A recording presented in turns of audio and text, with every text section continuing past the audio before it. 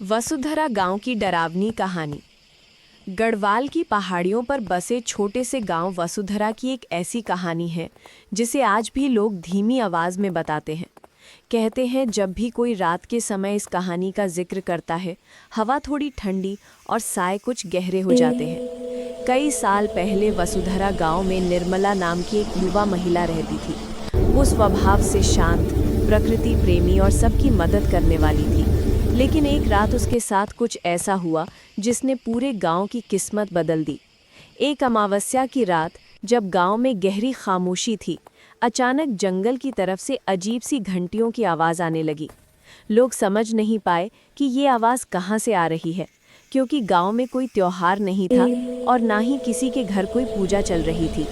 जिज्ञासा और डर के बीच निर्मला अकेले जंगल की ओर बढ़ी।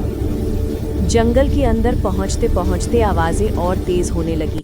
उसने देखा एक पुराना बरगद का पेड़ चमकती धुंध में ढका हुआ था। धुंध के भीतर से एक बूढ़ी औरत की आकृति उभर रही थी। लंबे सफ़ेद बाल, खोखली आंखें और हाथों में कांपती हुई लालटेन।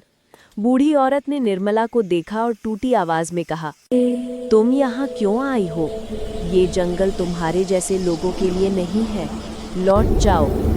लेकिन निर्मला ने हिम्मत करके पूछा, आप कौन हैं? वो औरत कुछ कह पाती इससे पहले ही उसकी लालटेन फट गई और पेड़ के चारों ओर काली लपटें उठने लगी। उसने चीखते हुए कहा, मुझे इन जंजीरों में बांध कर रखा गया है, मेरा श्राप इस गांव को खा जाएगा। अगली सुबह गांव वालों ने निर्मला को बेहोश पाया।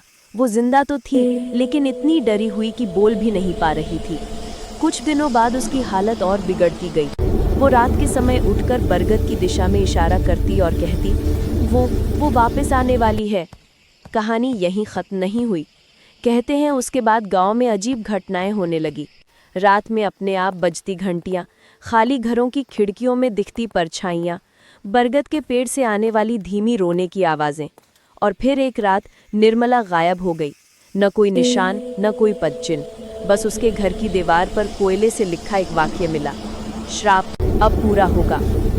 आज भी वसुधरा गांव लगभग वीरान है। आसपास के लोग कहते हैं कि बरगद का पेड़ अभी भी धुंध में ढका रहता है और अमावस्या की रात उस पेड़ के नीचे दो आकृतियां दिखती हैं, एक बूढ़ी औरत और दूसरी एक युवा लड़की।